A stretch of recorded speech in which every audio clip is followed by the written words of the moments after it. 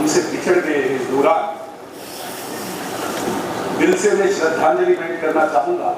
आज वो यहाँ नहीं है। हमारे संस्कार, हमारी नैतिकता हमें सिखाती है, जो इस दुनिया में नहीं रहा, वो कोई भी हो, किसी भी जात, किसी भी नस्ल, किसी भी पार्टी से कर नहीं सकता।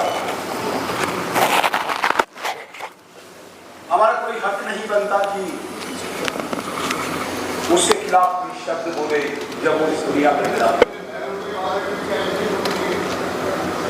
कोई बात नहीं, आप करिए, आप बात करिए,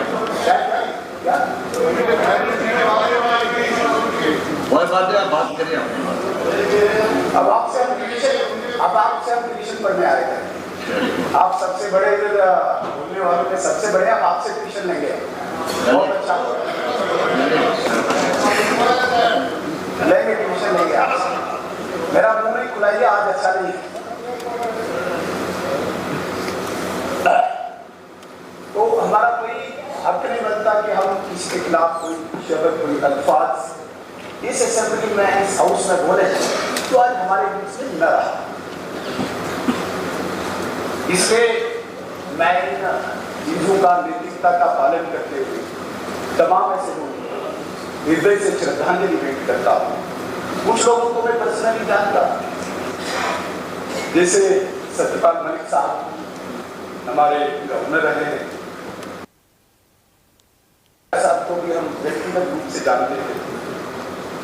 दीनानाथ भगत साहब के साथ हमने काम भी किया, पार्टी में भी और असेंबली में भी हमारे कलीग रहे। रमेश अरोड़ा साहब बहुत नजदीकी मेरी रही उनके साथ। गुलाम नबी शाहीन साहब, सरदार अखलाक खान साहब और सुल्तान पंडित साहब, इनसे हमारी कोई ज्यादा वापसी नहीं है। जहां तक बात आती है रमेश अरोड़ा जी की, रमेश अरोड़ा जी एक जिसे कहेंगे कि गरीब दोस्त, गरीबों के एक मसीहा की तरह उन्होंने काम किया। जम्मू रक्षा समिति के भी वो स्टेट के प्रेसिडेंट रहे और तब जब मिलिटेंसी पीक पे थी, जब जेनोसाइड हो रहा था, तब भी वो हर जगह पहुंचे, उन लोगों के साथ रहे, उन सेक्शंस के साथ रहे। पार्टी में भी उनका बहुत रोल रहा, पार्टी को बनाने में, विस्तार देने में, और एमएलसी भी रहे।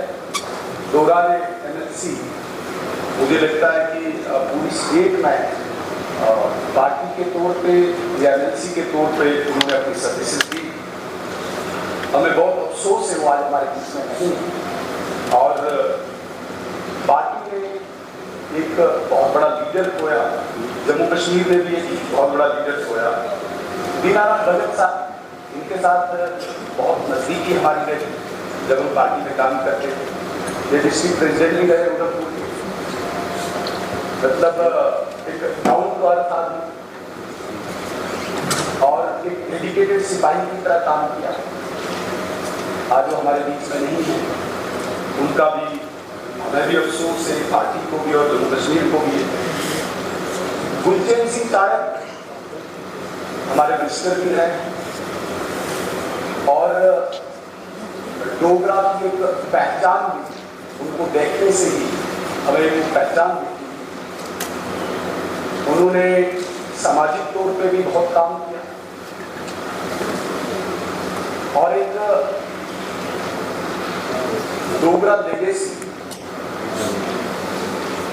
जिसके लिए मुझे लगता है कि हर फ्रंट पे उन्होंने लड़ाई भी की और बढ़ाया भी उसको। अभी हाल में उनकी मृत्यु हुई, उनका हमें बहुत अफसोस है। सत्यपाल मलिक साहब जो आपकी गवर्नर है, इस स्टेट को उन्होंने अपनी सर्विस दी और हमारा फर्ज बनता है आज हम उनको भी श्रद्धांजलि देते। इसके अलावा जिनके नाम मैंने लिए, शाहीन साहब और अखलाक खान साहब या सुल्तान पंडित पुरी साहब, मैं इनको भी श्रद्धांजलि भेंट करता हूँ। और अंत में दो बातें कह के मैं अपनी बात को खत्म करता हूँ।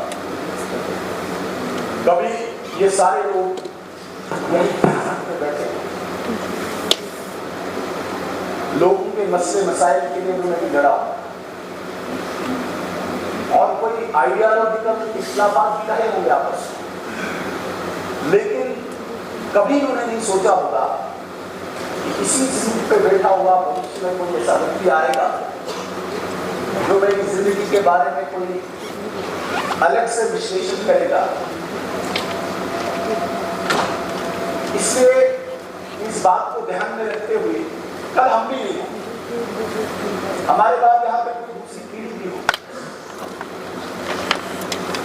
तो कितना अच्छा लगेगा जब मेरे घर वाले, मेरे रिश्तेदार, मेरे दोस्त इस ऐवान के किसी मेंबर के मुंह से ऐसी बात सुनेंगे जो उनको जख्म पहुंचाएगा। क्या कभी हम रियलाइज करते हैं इस बात को? इसलिए जो भी हम आज श्रद्धांजलि के दिन बात यहाँ पे रखते हैं, कम से कम इस बात का ध्यान रखें कि जो इनके परिवार वाले होंगे, जो इनके दोस्त, जो इनके रिश्तेदार होंगे, जो इनके फॉलोअर्स होंगे, आज वो लोग यहाँ पे नहीं हैं, इस दुनिया में नहीं हैं, और हम ऐसा बोल के कम से कम उनके दिल को ठेस न पहुंचाए, इस बात का हम जरूर ध्यान रखें।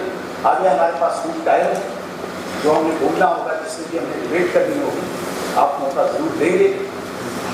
आज ही जल्दी हो जाए सबको, आज ही सबको सारी बातें कहनी मुझे लगता है अच्छा नहीं है।